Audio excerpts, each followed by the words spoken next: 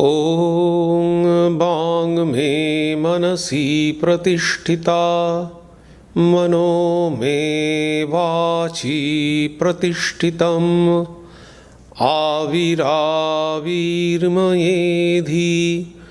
वेदस्य आणीस्थः श्रुतं मे मा प्रहासि अनेनाधीतेनाहोरात्रान् सन्दधामि ऋतं वदिष्यामि सत्यं वदिष्यामि तन्मामवतु तद्भक्तारमवतु अवतु माम् अवतु भक्तारमवतु भक्तारम् ॐ शान्ति शान्ति शान्ति हरिः ॐ ॐ May my speech be accorded with the mind. May my mind be accorded with the speech. O self-effulgent one Brahman, reveal thyself to me. May you both, speech and mind, be the carriers of the highest truth to me. May not all that I have heard depart from me. May I be able to join day and night through this study. I shall utter what is verbally true. I shall utter what is mentally true. May that Brahman protect me. May that Brahman protect the teacher. May that protect me. May that protect the teacher. Om. Peace, peace. Peace be unto you all.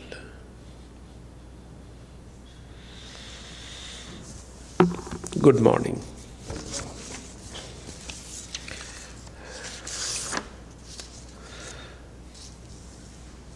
You know, today is a very sacred day. This is the Easter Sunday. So, I would like to dedicate this talk for that great saint, Jesus Christ, and try to explain what is the significance of Easter. One of the women disciples of Swami Vivekananda, Margaret Noble, Sister Nivedita, when he left Ireland, her homeland, and dedicated her life for the works of Swami Vivekananda. In his later age, he expressed one of her experiences. She said that I could not understand the inner meaning of resurrection. We should not forget that Nivedita's father was a pastor and she was completely involved in church movement in Ireland. She was well versed, very intelligent. So a person like her, she was telling, I could not understand the inner meaning of resurrection. By seeing Swami Vivekananda and heard about Sri Ramakrishna, I could understand the inner meaning of Easter, the inner meaning of resurrection. Once Swami Vivekananda said, actually he delivered this talk in San Francisco itself when he was visiting the Bay Area. That was a very famous lecture.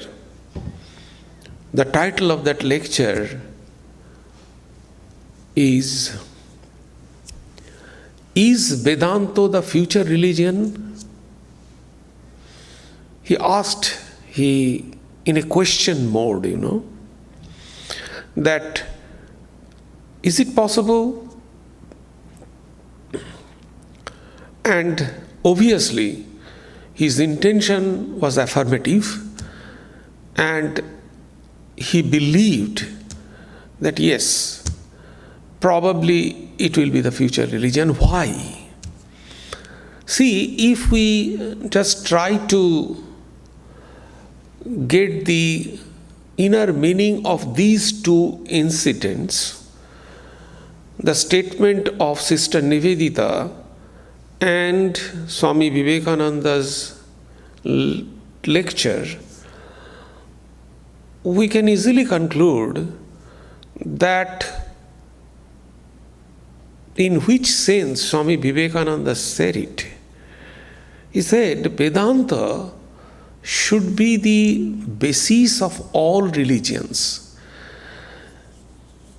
It is not a kind of fanatic statement or exaggeration, because if you understand Vedanta, you can understand the religions of the world more deeply. And if you try to understand Sister Nivedita's statement that she could understand the inner meaning of resurrection, the significance of resurrection, by hearing Sri Ramakrishna and saw Swami Vivekananda. That means they are the embodiment of Vedanta. So, if Vedanta is the basis of all religions, then from the light of Vedanta, we can understand all the religions of the world. And my talk this morning will support or will give the evidence of this conclusion, that in the light of Vedanta, we can understand the significance of resurrection without disturbing. In a talk, Universal Religion, Swami Vivekananda also visualized that Vedanta will be the universal religion. And he asked this question. He did not pounce his ideas on the shoulder of everybody. He asked in a question mode again, is it possible that we must have a universal religion? And he proposed the Vedanta, maybe the universal religion. Is it possible that one religion for everybody? He said, yes, it is possible. And he suggested Vedanta. Why? Because from the light of Vedanta, we can explain all religions. We can understand all religions. Because Vedanta is principles. Principle is eternal.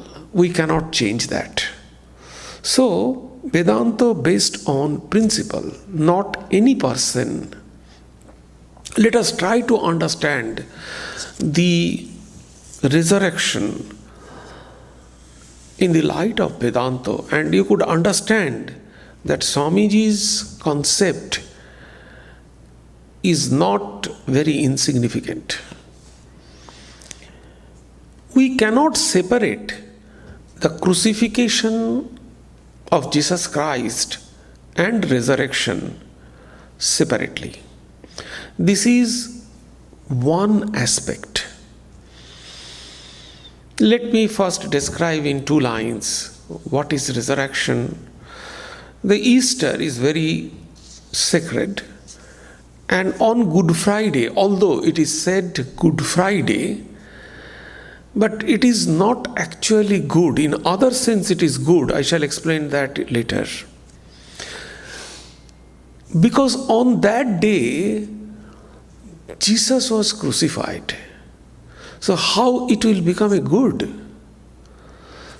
Although it is said Good Friday. And on the third day, this very sacred day, on Sunday, Easter Sunday, Jesus assumed the divine body and he woke up from his death and he started his divine ministration. So this is the resurrection, coming out from death. So if we look Jesus' whole life in this perspective, that what is the message that Jesus gave and what was the mission Jesus wanted to establish in this world. It is this that he showed the humanity that there is death and there is resurrection also. So he showed people what is death and how can a person overcome death. What is the meaning of death and what is the meaning of life. And there is a life beyond death. This is the main sermon of Easter. What is that? Let us explain one by one.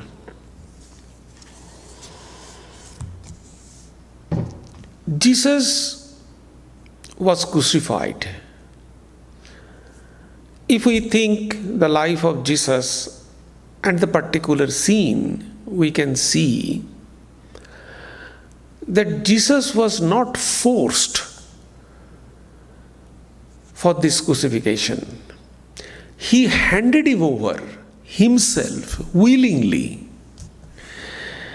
You know, it is said that when the Simon Peter drew his sword to cut off the ear of a servant of high priest, Jesus said, "Put up thy sword into his place, for all they that take the sword shall perish with the sword." Jesus then healed the man's ear and delivered himself into the hands of multitude. So see, otherwise, he willingly allowed himself to be crucified. When the multitude came to take him, by miraculous power, Jesus could have punished them and saved himself. But he did not do it. On the other hand, he offered himself in their hand. So, Jesus came to save mankind from death. Saint Paul says in his epistle to the Romans 8:6,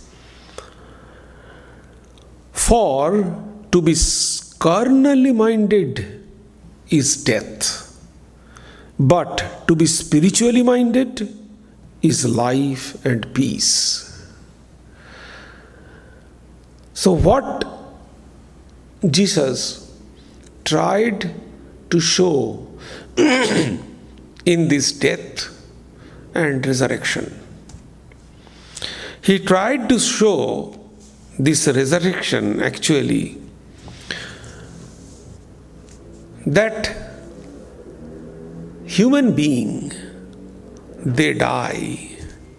But this is not the absolute death. This is the death of physical body. But the spiritual body continues. So it is a death of physical death. Physical death is not considered as the absolute death. And then the resurrection. He is resurrected to show that there is a existence beyond death. So this is the message. As we are born as a human being, there is a death of our human body, but this is not absolute death. Beyond this death, there is a divine body, and this divine body continues eternal. That is the message Jesus gave. Jesus accepted crucifixion of his own accord, although he easily could have prevented it.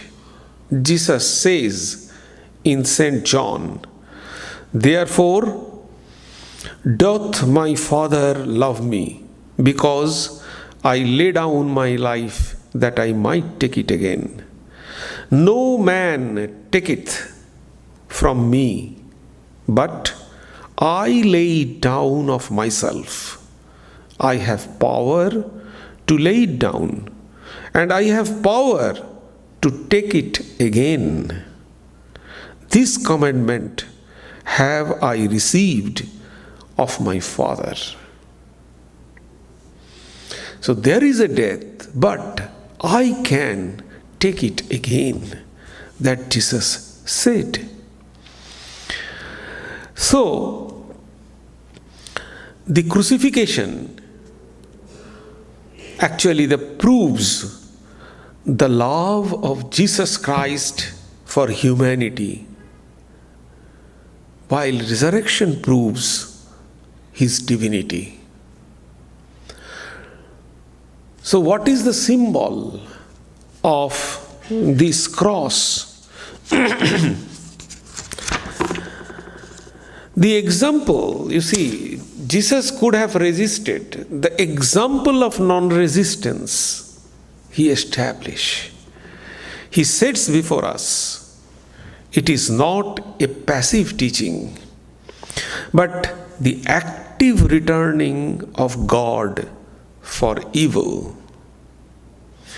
In Matthew, we find, "Love your enemies, bless them that curse you, do good to them that hate you, and pray for them which despitefully use you and persecute you." Actually, Jesus Christ demonstrated the very perfection of this teaching in his own crucifixion. When he was on the cross, we know the famous scene. He prayed to the divine Lord, "Father, forgive them, for they know not what they do." The cross is our symbol of compassion, forgiveness, and universal love. This is the symbol that cross represents. And Jesus gave us by allowing himself to be crucified. And it is not possible, it sounds little weird, that they are coming to kill me and I am offering myself in their hand. It sounds a little weird, but it is possible only when a person can see the oneness of existence. Here comes Vedanta. Vedanta says oneness of existence. So only a person can see oneness of existence. Then only he or she can offer to kill or to crucify.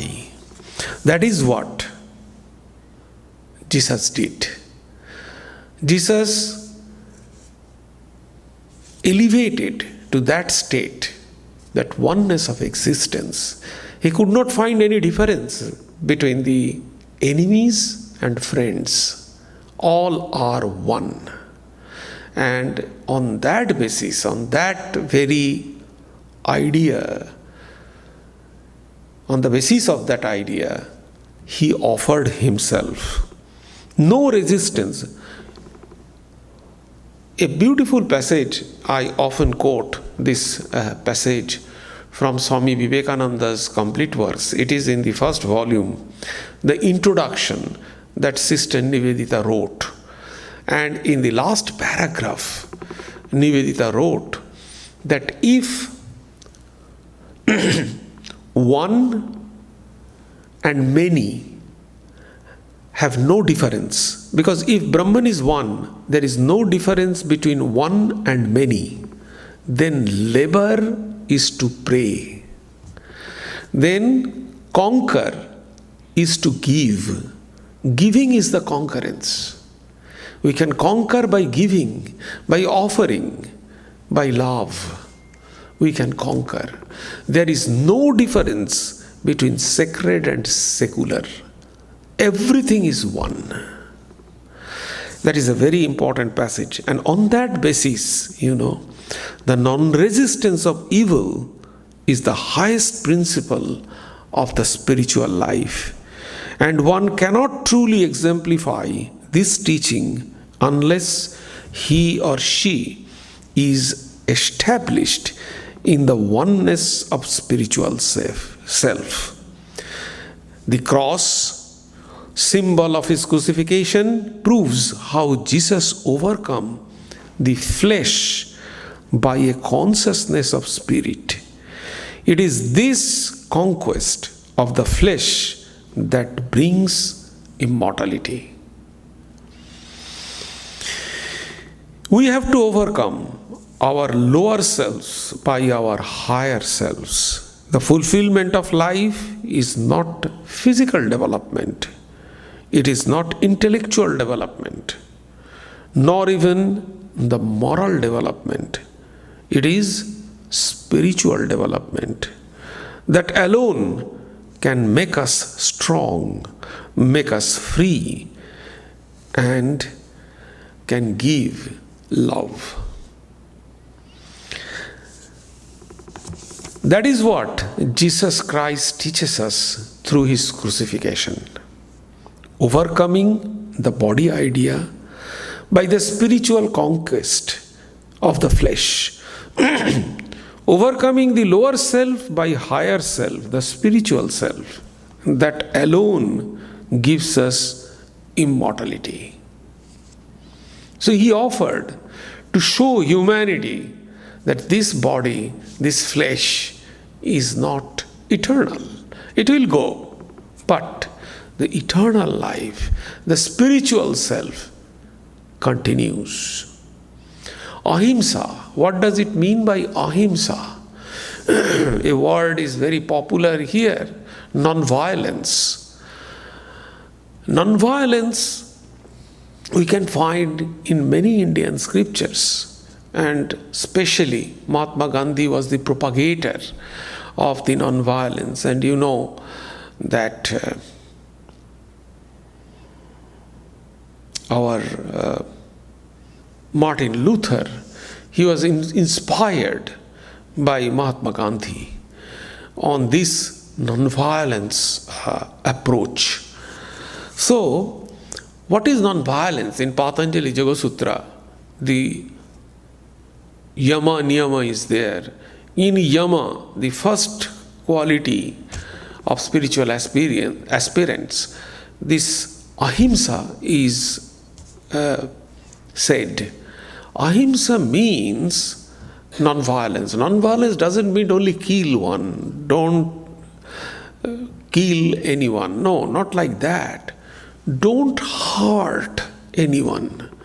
Don't hurt by your speaking, by physically, by mentally, by spiritually. Don't hurt anybody. If we think anybody's harm mentally, we do not do anything. Only we think. That is also the violation of ahimsa. Non-violence. That is also violence. If we think anybody's harm, if we speak, that is also violation of ahimsa. If we do, obviously, that is the violation of ahimsa. So, Jesus Christ was the embodiment and personification of manifestation of this ahimsa. So, this is another teaching we can learn from this crucifixion. The relation between cross and resurrection is most important and has to be stressed. Jesus Christ said, "Take up the cross and follow me." What does it mean? Is it meant that we have to go to the crucifixion and become Jesus? No. What is the crucifixion? What is the symbol that represents the cross? I have already mentioned compassion, love, and forgiveness. This is the symbol that cross represents. And what is the crucifixion? The suffering, the giving up this flesh. That is the teachings that Jesus showed us by doing himself, by doing that. So, that is the every day we have to sacrifice our desire which is connected to this flesh. That is the crucifixion for us. We can sacrifice everything. Every day we have to carry the cross. Along with love, compassion, and forgiveness, we have to sacrifice something which is connected to our flesh. So that is the meaning of carrying the cross every day. By following his footstep, you cannot be another Jesus Christ, but you can begin to follow his teachings from wherever you are. And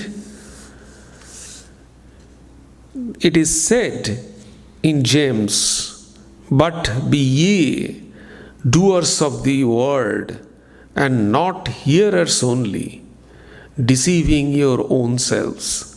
For if any be a hearer of the word, and not the doer, he is like a man beholding his natural face in a glass.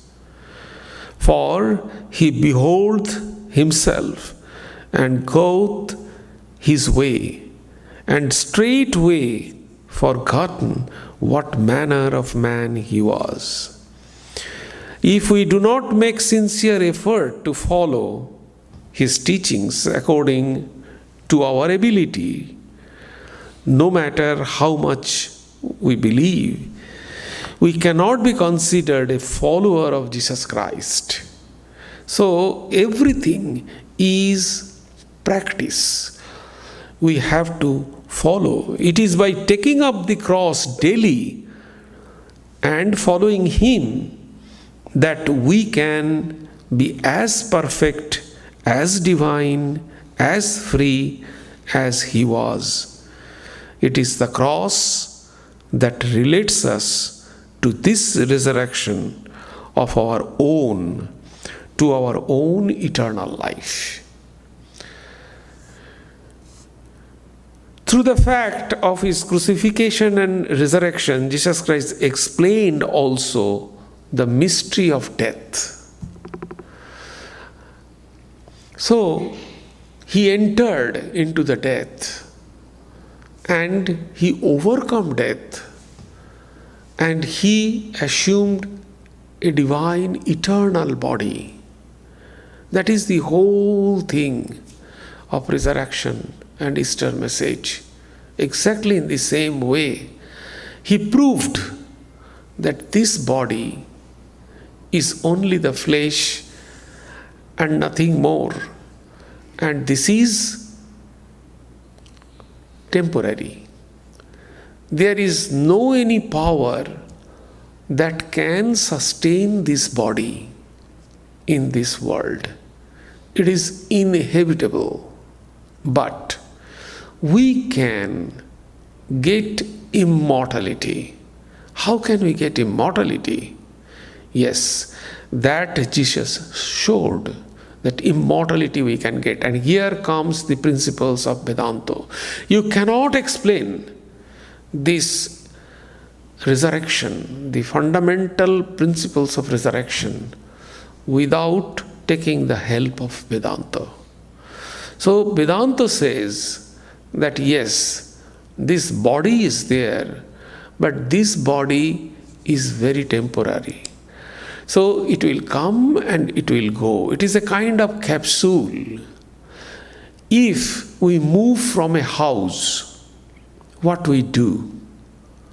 We take all the things, what is there in that house, and we leave the only empty structure of the house. Exactly death is that. We take all our qualities, all our shortcomings, everything we take by the law of karma, and then we move to another house, leaving this house completely empty. So death is nothing but to move from one place to another place. It is not absolute death, as we have to die. So why don't we die with a smile? The Princess of Duke, Swami Vivekananda gave him initiation. And he was talking with his friend. His friend asked, "You have taken initiation, but we cannot see any change in you. What you got it?"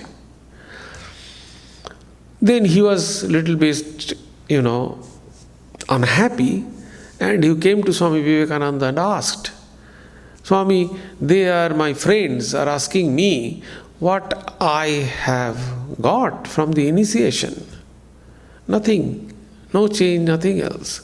Swami Vivekananda laughed and told that, you see, you can face your death smilingly.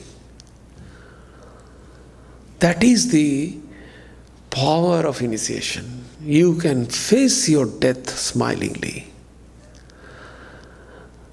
So that is what Jesus taught us. He said, he showed us water can drown the body but not the soul. Sword can pierce the body but not the soul. Fire can burn the body but not the soul. That is what Jesus Christ proves by his crucifixion and resurrection. Man is really spirit, unborn, undying, unchanging. Death is merely a change of condition. And we know, Bhagavad Gita, it is Sri Krishna says again and again that fire cannot burn us, weapon cannot pierce us, air cannot dry us. So this is not about the body, the flesh, this is about the self.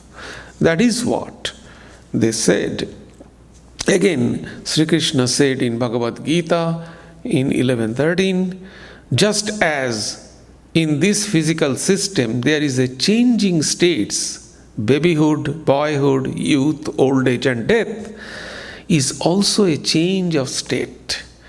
Death does not mean the extinction of personality or annihilation of the person. It is just like a changing one's clothing. You take off the present body and assume another. That's all. So death is not the horrible as it appears us. We can face death peacefully or painfully. It all depends on our attitude. Our attitude towards life very much depends upon our attitude towards death. We cannot know the meaning of life unless we know the meaning of death. We have a fear of death because it is unknown. Fear comes from unknown. And our fear in life is the only one fear of death. All fears come from fear of death. So, and fear, what is the death? Is there any death at all? Where is death? We change from boyhood to young age to adult. So many changes. Don't you think that is the death of our teenage? That is the death of our boyhood? Buddhism, it is called in Shanikapada, momentariness. So what is momentariness? Every moment is going on. So death of every moment. I am here, next moment a different me, a different I. So they said that you cannot take bath in the same river twice, because river's water is passing away. So every moment, every night, the next morning we are a different person. Every moment is death. Our cells are dying. You cannot get that. So every moment, if we think in this way, that where is death? As why we suffer or why we afraid of death. Number one is unknown. Number two, we are attached with the body too much. According to Vedanta, there are three bodies: the gross, the subtle, and the causal. Beyond this causal, another body is there, Turiya. But I am talking about the three bodies. So the causal body moves from here and there. And then beyond this causal body, there is, subtle body, there is a causal body. So subtle body is moving from carrying all these bag and baggages. When we leave our home and hearth, means the body. So if we think that we are not the capsule, we are, our real nature is ourself, not the subtle body. Not even the subtle body. Our real essence, we means self. That's all. If we start thinking this, that we means self, Vedanta teaches this only thing, that we are self. Swami Vivekananda said, my mission can be explained in few words. And it is this, to tell mankind that they are one with Brahman. Means they are self. That's all. That was Swami Vivekananda's mission. Because from the time from our birth, we have learned this is me, this is I. The name and form. I am Mr. XYZ.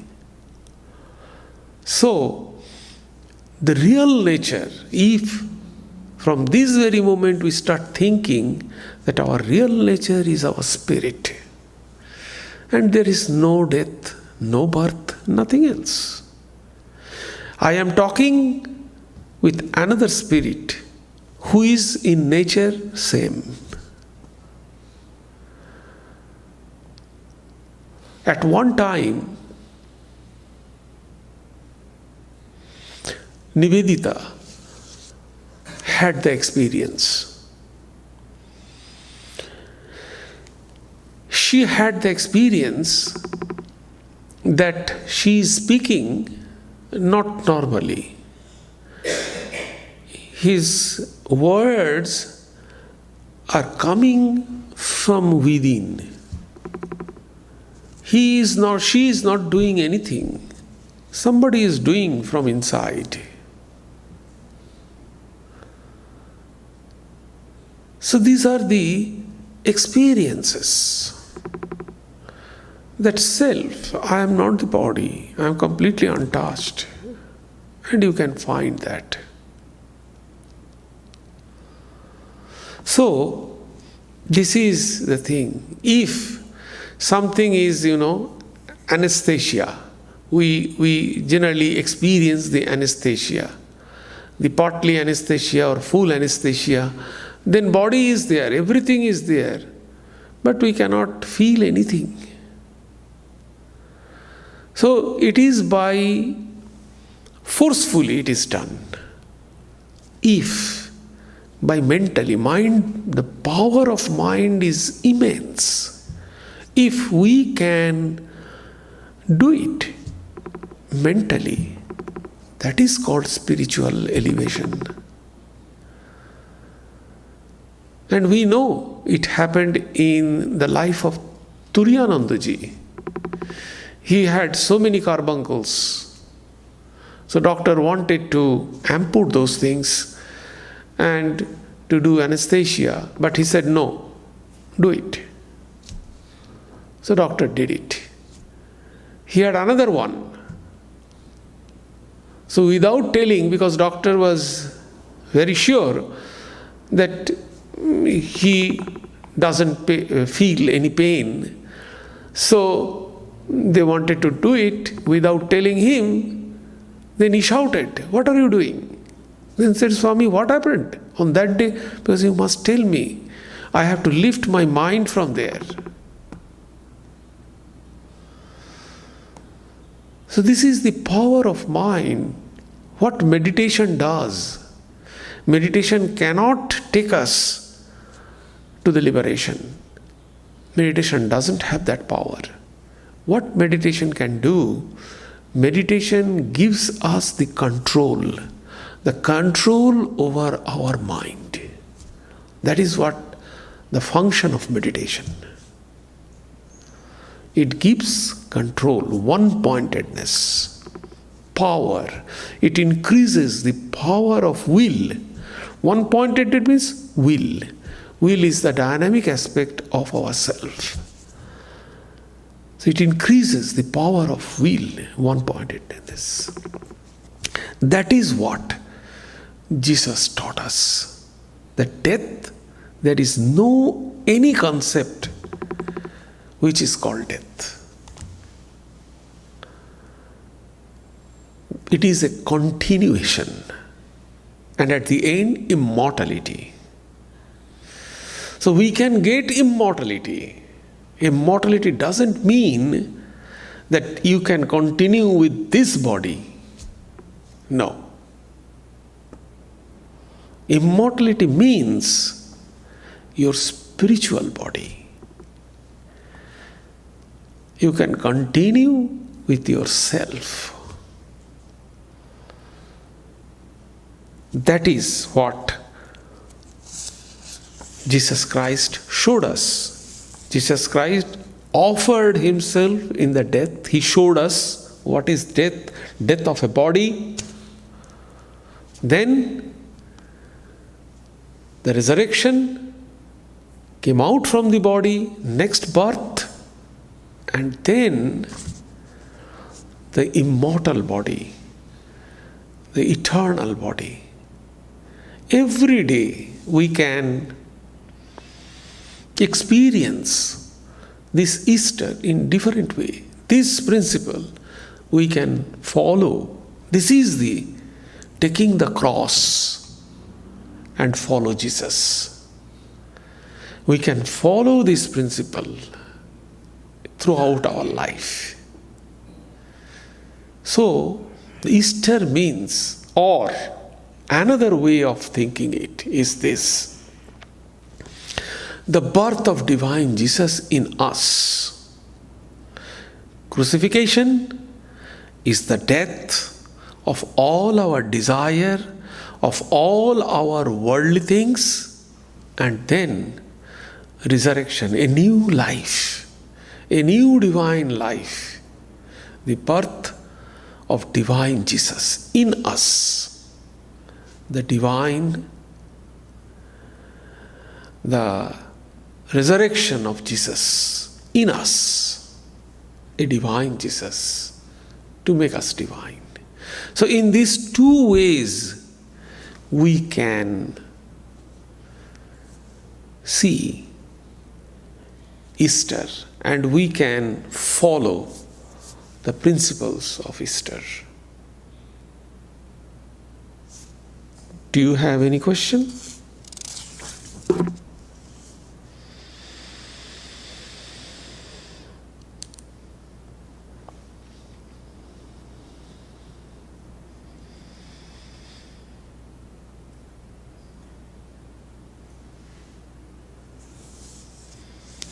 So see, in the beginning I said that on the basis of Vedanta we can understand this principle. So see, otherwise it is very difficult to understand these things. Not only that, if you go through the Gospels, you can find, especially the John, you can find that you have to understand, you have to take the help of Vedanta.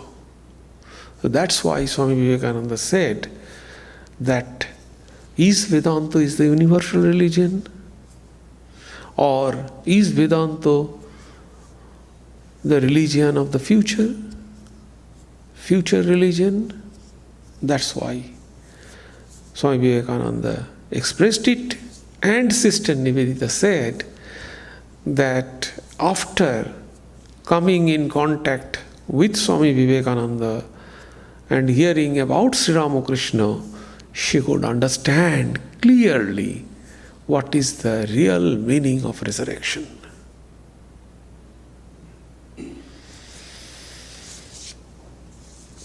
Swami? Yes. One thing that's helped me is to remember that all the mystical traditions and all the religions are Advaita, are non-dual again. Right. So that's one way of explaining Vedanta as the basis of other religions, because non-duality is practiced in all the mystical. Right, because the ultimate realization is non-dual.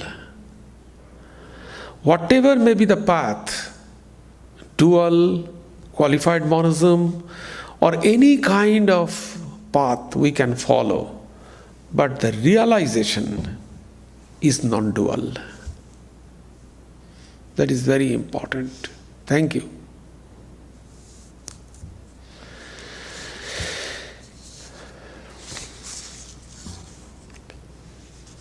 Om Sarve Bhavantu Sukhinah, Sarve Santu Niramaya, Sarve Bhadrani Pashyantu, Ma Kaschit Dukkham Apnuat, Sarvastarotu Durghani, Sarvo Bhadrani Pashyatu, Sarva Sadbodhim Apnotu, Sarva Sarvatra Nandatu, Durjana Sajjano Bhuyat, Sajjana Shantim Apnuat, Shantam Uchete Bandebhyo, Muktaschanyan Vimochayet.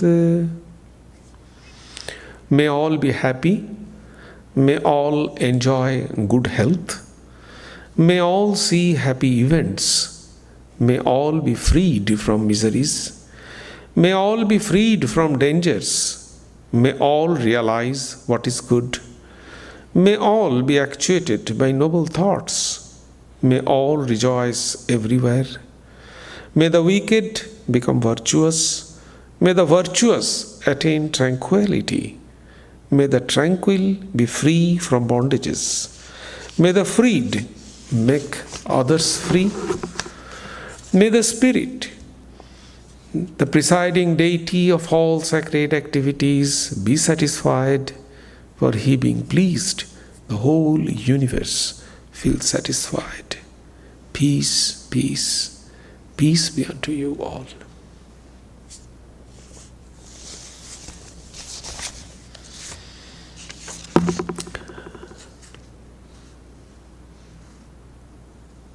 We have some announcements. So on April 16th, next Sunday, we will have at 11 o'clock, 11 a.m., we have a Sunday talk. Swami Prasannatmananda will deliver the talk, Our Role Play and Love. Our Role Play and Love. And you know that we were unable to announce that in our bulletin, that on 30th, April 30th, the last Sunday of this month, we have a guest lecturer, Swami Kripamayananda, the Minister of Vedanta Society of Toronto, Canada. He is going to come and deliver Sunday talk on 30th April here. He will deliver talk in the morning here and in the evening at San Jose. So he will be on 30th. Please note, please participate in all our occasions with your family, friends and acquaintances.